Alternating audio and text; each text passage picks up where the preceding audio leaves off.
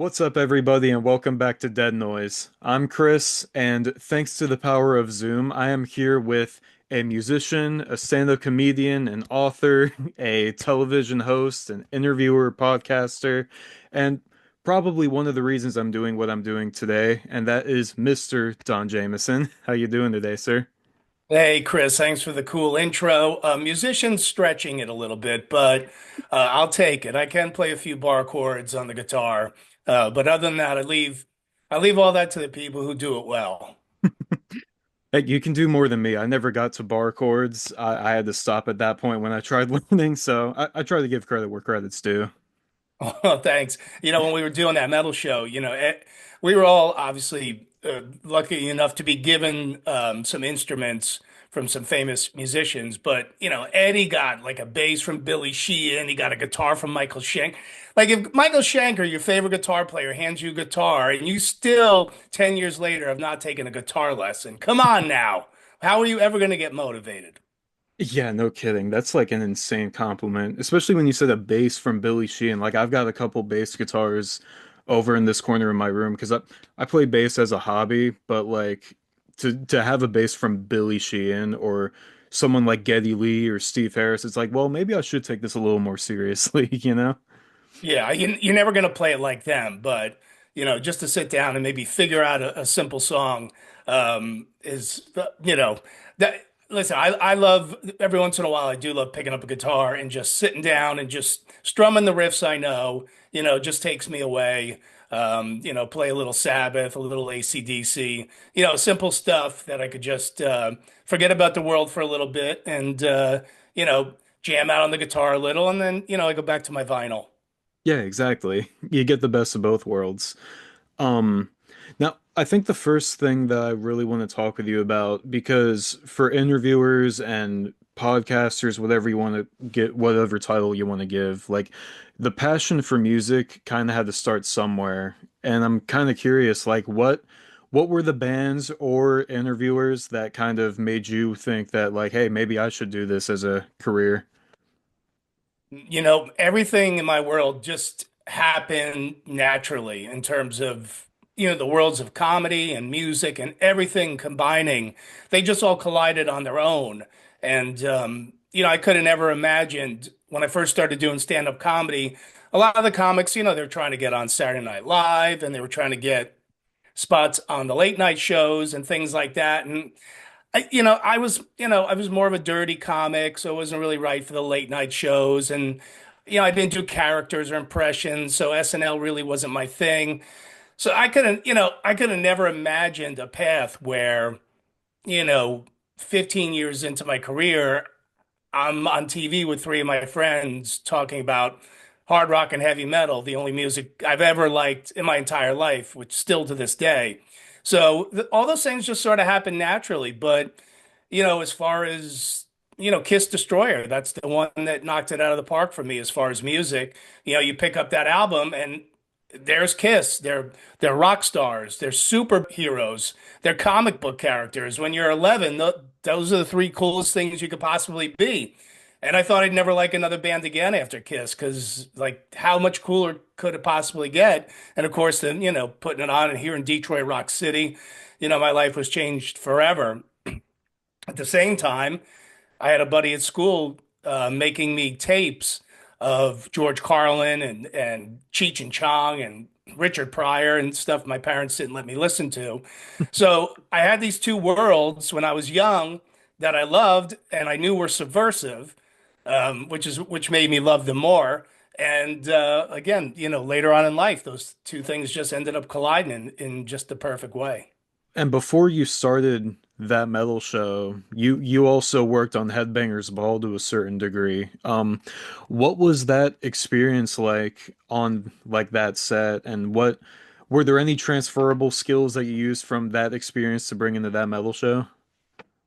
I think just being around a lot of, metal guys that early, helped a lot. And then obviously, I took care of Ricky's day-to-day stuff there. So, yeah, of course, working behind the scenes really helps you a lot in front of the scenes because then once you get in front of the camera, you sort of understand what it's like to hit a certain mark.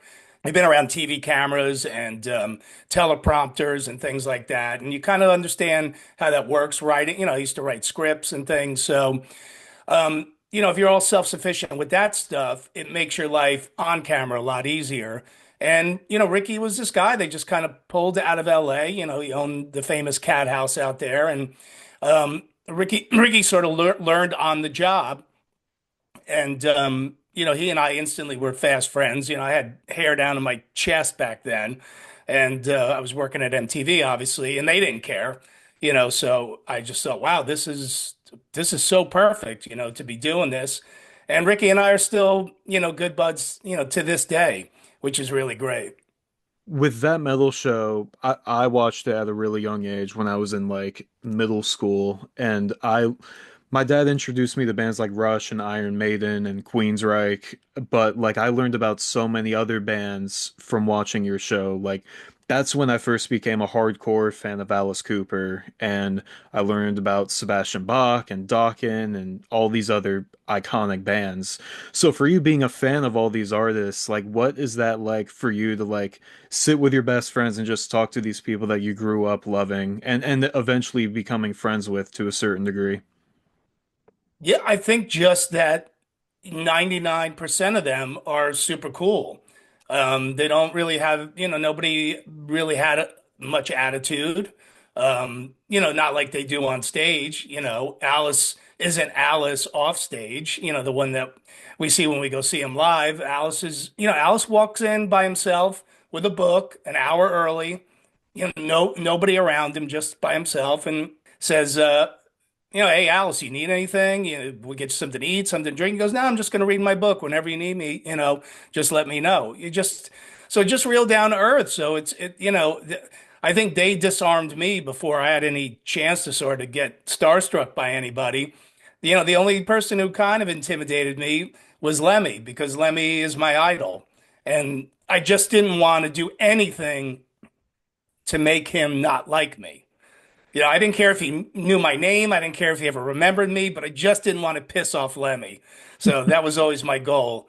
And then I ended up becoming friendly with Lemmy, which was a great honor.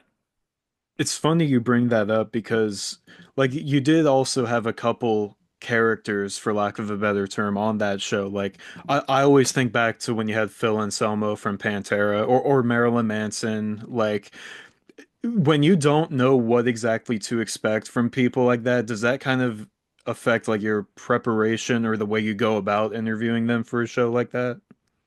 Well, I think people ask me about the best guests, and my favorite guests and the best guests are two totally different things. Guys like Phil, guys like Manson, guys like Dave Mustaine. These guys are going to be a Nugent. They're going to be completely unfiltered. So you don't know what's coming out of their mouth, but that's kind of what makes it great. Those are the kind of artists that people are going to tune into whether they like them or not because they have to hear what Ted Nugent is going to say on that metal show. And then if they surprise you, that's great. But I just think as far as a viewer, I think that's real interesting to I don't want to call it hate watching, but you see a lot of that, on social media. But I will say, there's certain personalities that just draw you to them, whether you're a fan or not. And guys like that, to me, were always the best TV guests. And then as far as just guests that I love, Alice, of course, just one of them, just a consummate pro. Uh, Brian Johnson, same vibe. Shows up by himself in the same outfit he wears on stage in front of 80,000 people. I don't think the guy ever changes his clothes. And just gracious, really cool. Steve Harris, you mentioned, like Steve Hmm. Harris was out. He brought his kids to the taping, and as he was leaving, he was literally in the car, and he popped back out and he goes, "Oh, Don, I wanted to say thank you for making sure my kids got a seat in the audience." And it was like, you didn't have to get up out of the car and come walk all the way back and thank me. I was, obviously my pleasure to do that. So, yeah, there was nothing to really be intimidated by. That's always cool, like when you can have like genuine interactions like that and not be worried about like saying the wrong thing or doing the wrong thing. For example, and this is I'm coming up on 3 years of doing interviews for Dead Noise, and last spring I interviewed Joe Bouchard. And for people who know me, I talk about Blue Oyster Cult all the time. I always say like Alice Cooper's my favorite artist, Blue Oyster Cult is my favorite band because it's hard to pick between the two. But like I was so like jittery about getting to interview Joe, and I was like, okay, don't say anything stupid, don't do this, don't do that. And he was the coolest dude ever. And again, 99% of people are. And then when you have a wild card like Manson, he came on the show, heavily inebriated a couple times. And but that's what you get when you book Manson, you're not going to get a shiny happy Manson. You're going to get the full Manson coming in and terrorizing your set. And I will say, our staff, they should have won an Emmy for editing those two shows and making them airable because I couldn't believe they salvaged anything from those interviews. But but yeah, that's what you get when you get Manson. I don't know if you know this, but like this year is like 10 years since that metal show's been off the air. And so I was like looking back and thinking about like some of my favorite moments just from watching that show. But for you having been a part of that, and I'm sure there's a handful of like memorable experiences, your favorite guests. What when you look back at that show and just what it meant for rock and metals on television at the time, what was your favorite part of being part of that show? I mean, the bigger picture of it is that I got to be on TV with two of my best friends talking about music and getting paid for it. So, that was amazing, and that we made an impact. That was we certainly didn't have any idea if we were even reaching anybody for a long time. So the fact that we have made an impact. That means a lot, over the years that we had bands tell us like, hey, we got another record contract because of you guys. We got another tour because of you guys. I got a book deal because of you. Someone saw me on the show. So when we started to hear things like that, it was like, wow, this is cool. We're making a difference in the scene that we love, and that's what's important. And you telling me, I think, right before we started that, you were influenced to do what you do by us. That's so important, right? Because we're trying to support the hard rock and heavy metal scene, because heavy music doesn't isn't getting played in the mainstream. And you're not going to have Dokken and Sebastian Bach on the Tonight Show or any of the late night shows. That's what we were for. And I told Ricky Rackman I saw him about a year ago at his birthday party. And I said, I go, it was 13 years between Headbangers and then our show. And I hope it's not 13 until another show comes along and does what we did, because it's not about like, is that metal show going to come back? Of course, we hope it does. But if it's not, why 13 years? Like, why is it going to take 13 years for another show to support this music to come along? But I think now in this age with the podcasting and the streaming and all that stuff, with everybody sort of pitching in, it helps out a lot, until hopefully there's sort of a bigger platform that these guys can go to again. I think with the current market of like everybody being able to start something up on their own, that definitely helps a lot. And as far as like new bands, I know like the last season of that metal show, a guest you had on was Andy Bierzik from Black Veil Brides, and Black Veil Brides is one of my favorite. I don't know how new they are. They're coming up on 20 years now, but at the time they were like basically new and coming into the public eye really recently. So, do you guys keep up with new bands like as the scene progresses, and how easy is it for you between catching up on new bands and also like keeping up with the bands you grew up with who are still actively making music? I probably listen to at least twice as much music now than I even did back then. Because I was so, involved in, preparing for the show and getting ready and for the guests and all that stuff. Now I listen to so much stuff. I'm lucky enough to get, advances from record companies and things like that.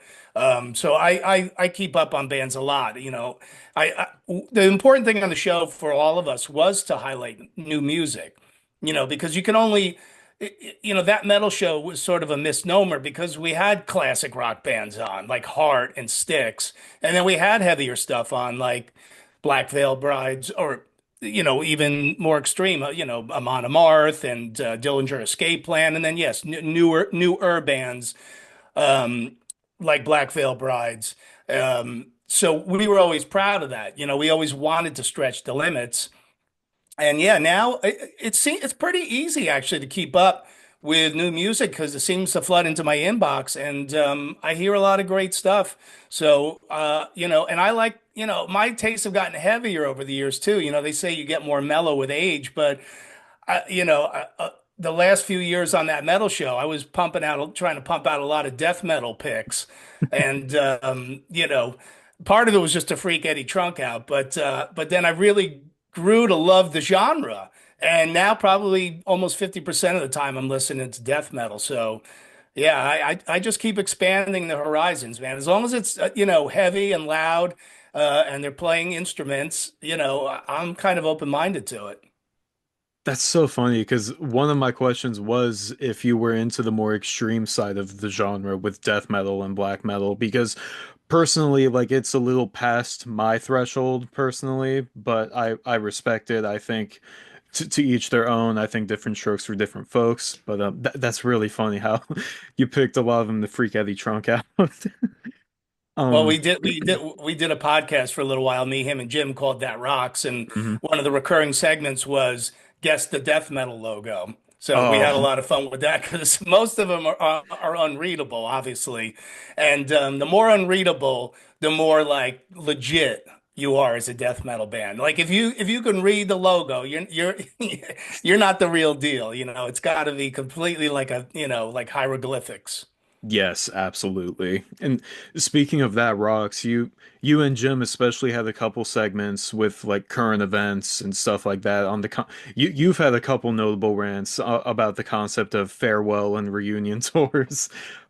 So as far as current events go, obviously the legendary Black Sabbath and Ozzy Osbourne are gearing up for Ozzy's farewell show in July. What's your opinion on that? And did you see that Ozzy, like after it sold out in 15 minutes, that Ozzy said he wasn't going to be doing a full set with Black Sabbath? What's your thought about that whole show in general? Well, obviously, it might be the most incredible heavy metal bill of all time. Regardless of how much Ozzy participates, that is, I don't know that there's ever been a lineup that stacked ever, and that all those bands uh, owe so much or feel like they owe or want to pay tribute to Sabbath one last time is testament to how important Sabbath is. So I think it's a great celebration. If I go, which I'd like to, I just have to see how it works out. But if I go, I'm not going to be disappointed one way or the other at Ozzy's participation. I'm going to go and do it in the spirit that it's meant, and freak out that I'm seeing, Metallica and Slayer and Anthrax and all, Guns N' Roses, and Sabbath obviously is going to be there, and just down the line, Alice in Chains, and just all these bands that are so heavily influenced by Sabbath.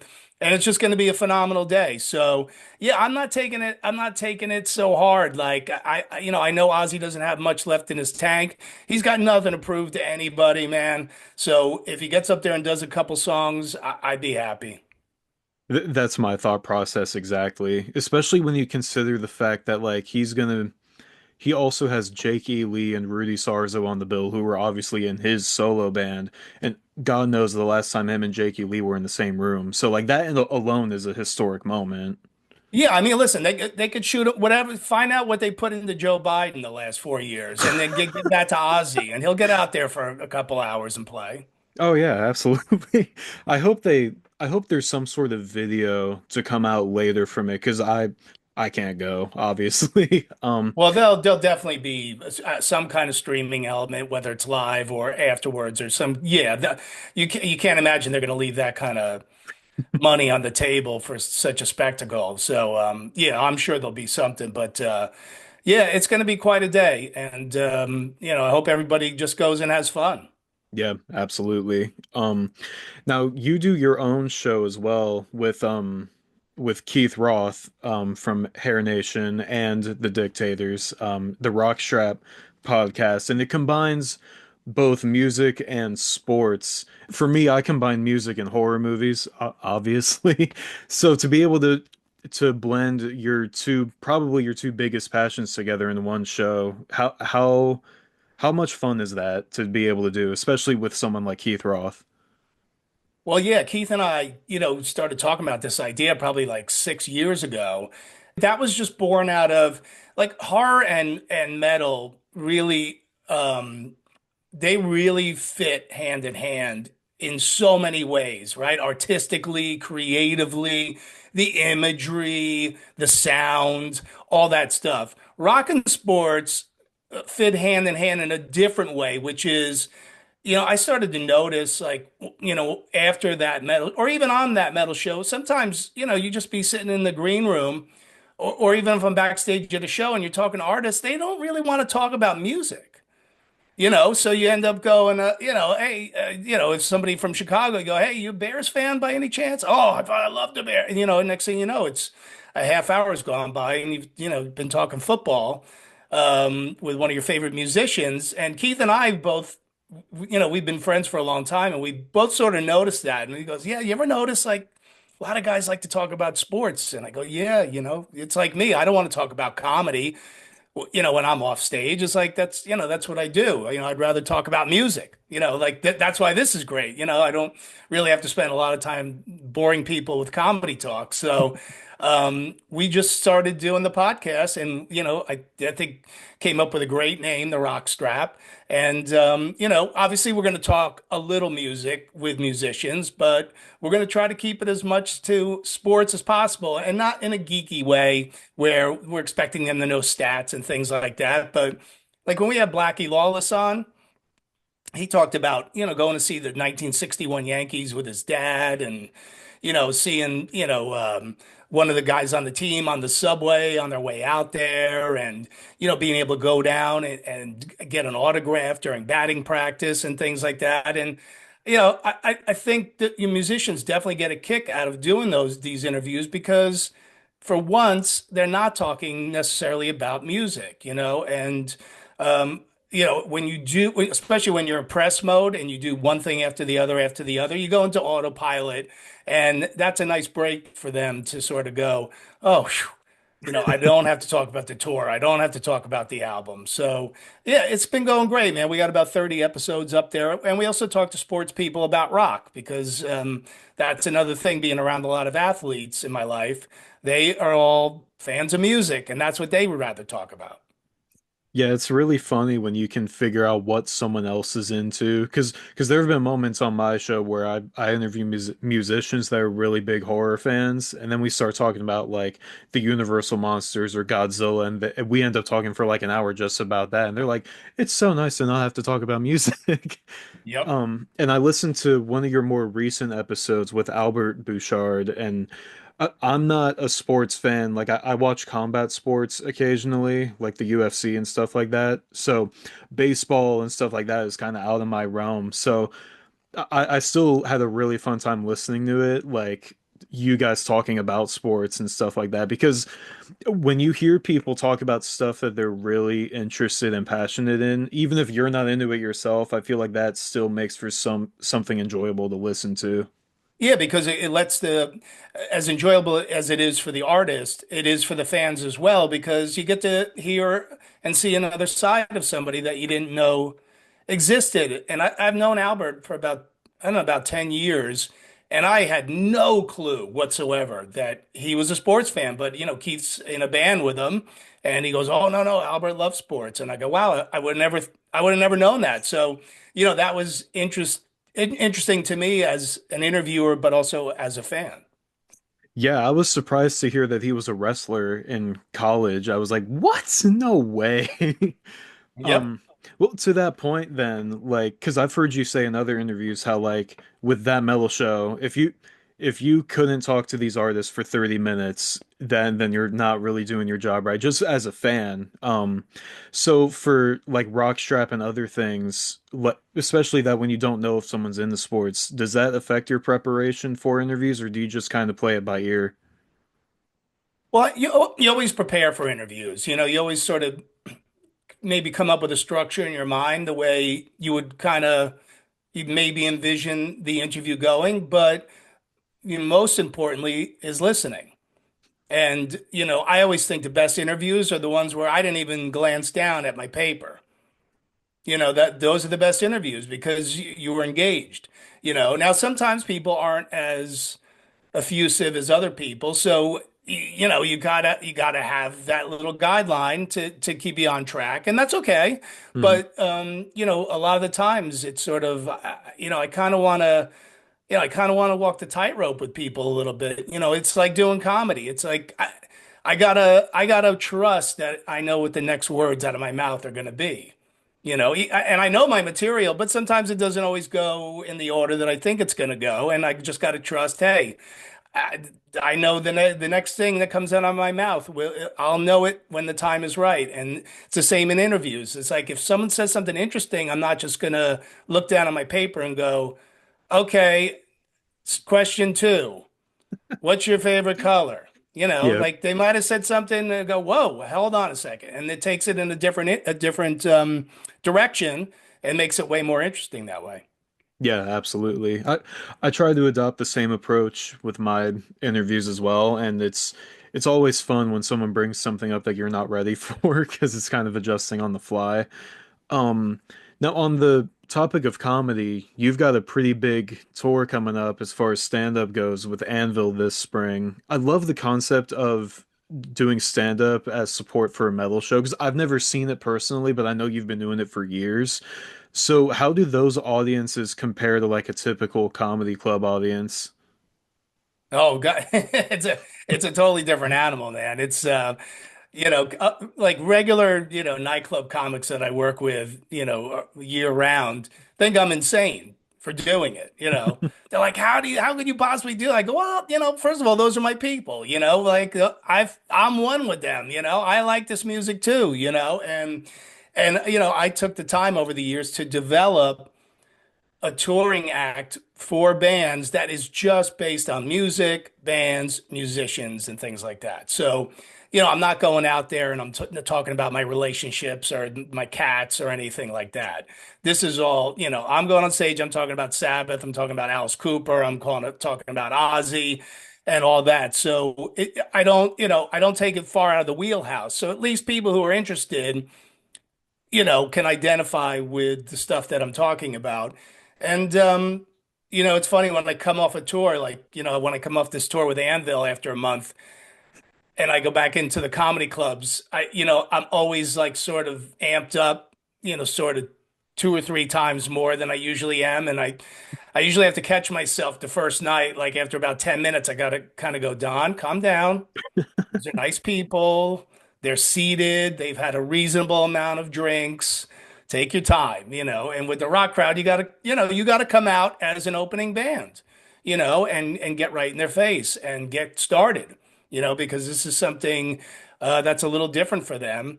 But I think people have been really open-minded to it, man, which has been incredible. So I've been really grateful for that. I did a tour with Anvil in 2019. We did the whole country together. We had a blast, and we've been trying to do this again for the last few years. And I'm glad we got it together again, man. Those guys are super fun, and they put on a great show, man. Yeah, when I saw that lineup, I was like, man, that's so cool because I remember back in, I don't know, 2016 when Jim Brewer toured with Metallica, and I was like, Yeah. what? And then I remembered like you and Jim Florentine also did a bunch of tours with metal bands in the past because you would talk about it on that metal show. I'm like, well, it's not new, but it's like definitely interesting because I've never been to a concert like that, but it's something like the more I see you guys doing, I'm like, man, I need to see it one day. Well, I think people like the break a little bit because sometimes, some of the bands I've gone out with, there's been three or four, opening acts, local acts or whatever, and you get kind of burnt out on the music, especially if you don't know it. And Yeah. so when I go up there, I still obviously have some recognition factor with the audience, and they go, "Oh, okay, let's, all right, this is something different. Let's give it a try." Or no, let's go out and smoke a joint, and we'll come back later. Either way is fine. But because I still consider myself an opening band, and not everybody wants to see the opening band, so that's okay. But I'm gonna come out there and hit you in the face as hard as I can, as if I'm a band, and hopefully you dig what I do. And Brewer with Metallica was, he's the perfect guy for that gig. He's friends with those guys. Jim is very big and animated, and who better to open for the biggest metal band in the world? And at that time, it was funny. Brewer was out with Metallica. I was out with a band called Pop Evil, Hmm. and Larry the Cable Guy was out with Styx all at the same time. And I go, God, this is a rock and roll party, man, going on right now here. That was February 2019, man. I go, I'd like to see Larry the Cable Guy with Styx. That's a party right there. That's amazing. Um, well, for anybody who thinks that they might want to get into the music industry, whether it's as an interviewer or somebody behind the scenes, like the work that you've done, what would be your biggest and best piece of advice to them? I think just, you got to do it for the love of doing it. You can't go into it expecting to make any money. You can't go into it expecting to be famous. But if you go into anything creatively with a passion for it, all the other stuff will come.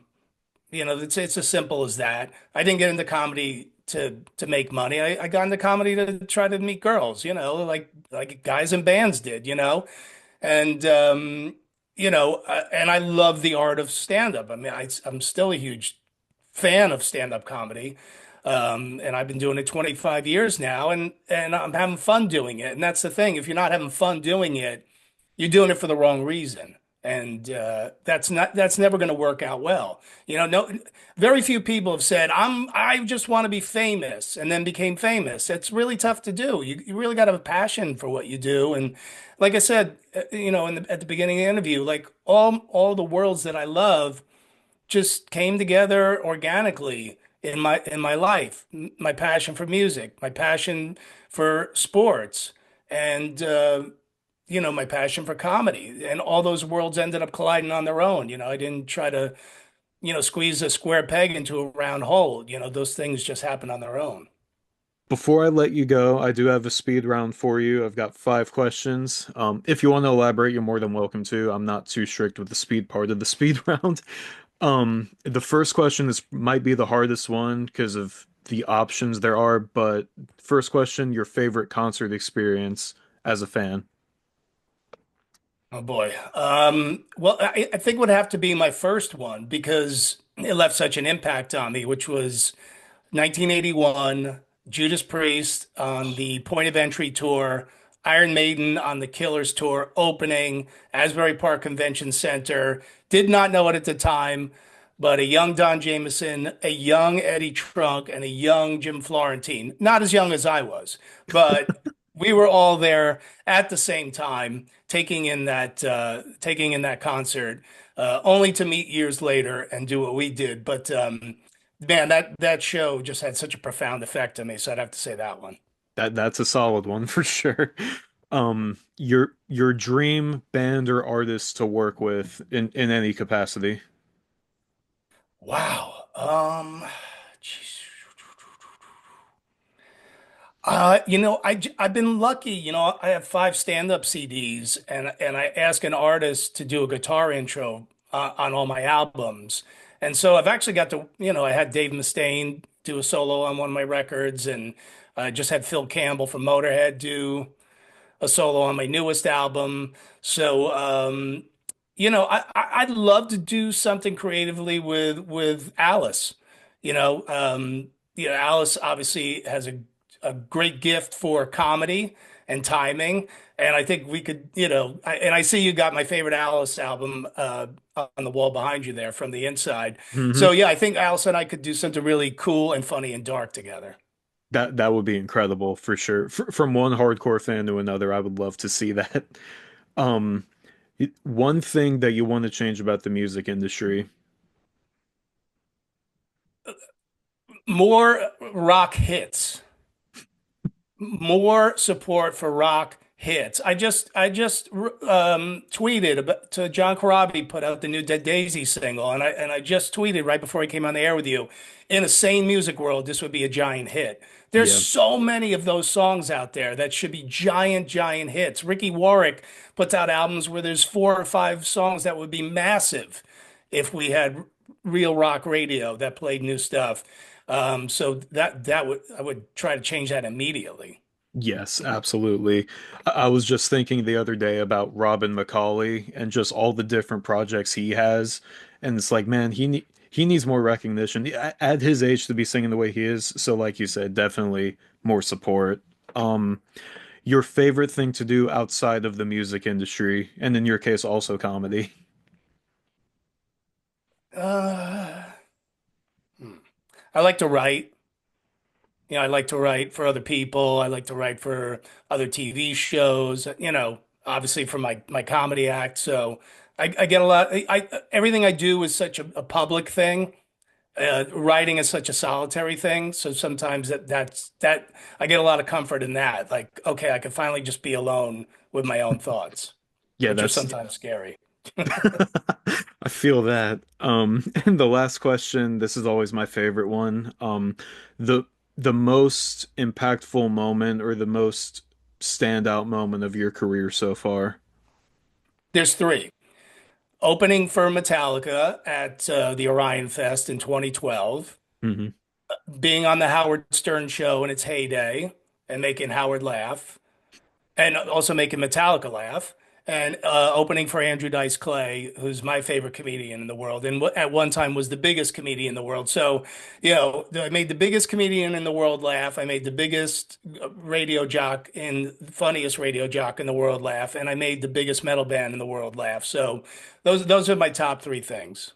That's amazing. I had a feeling Andrew Dice Clay opening for him was going to be on that list, so I'm really happy to hear that. Those are definitely three amazing moments. Well, for that was everything I had for you for this go around. Was there any closing message to anyone who's a fan of you or the Rockstrap podcast? Anything you want to plug, anything like that? Yeah, just follow me on my socials at real Don Jamieson on X and Don Jamieson official on Facebook and Instagram. I don't post anything political. I don't get into social media wars with people. I just try to keep it light. We talk about music, comedy, whatever, and I list my tour dates. So if you get a chance, come out and see me. Like you said, I'll be out with Anvil on the road from April the 17th through May the 10th. Mostly East Coast dates, but then obviously I have my regular club dates. So come out and check a show sometime. And thank you very much, Chris, for having me on. It was great talking with you. And let's do a part two sometime. Yes, absolutely. I would love to. It really does mean a lot to have you on today, so I can't thank you enough for the time. I wish I could make it to the Anvil tour, but I hope to see you live in the future at some point. But yeah, I would love to do something again with you, and thank you again so much. And to everybody who watched this, thank you for watching. And until the next interview, stay tuned, stay scared, and I'll catch you later. Have a good one.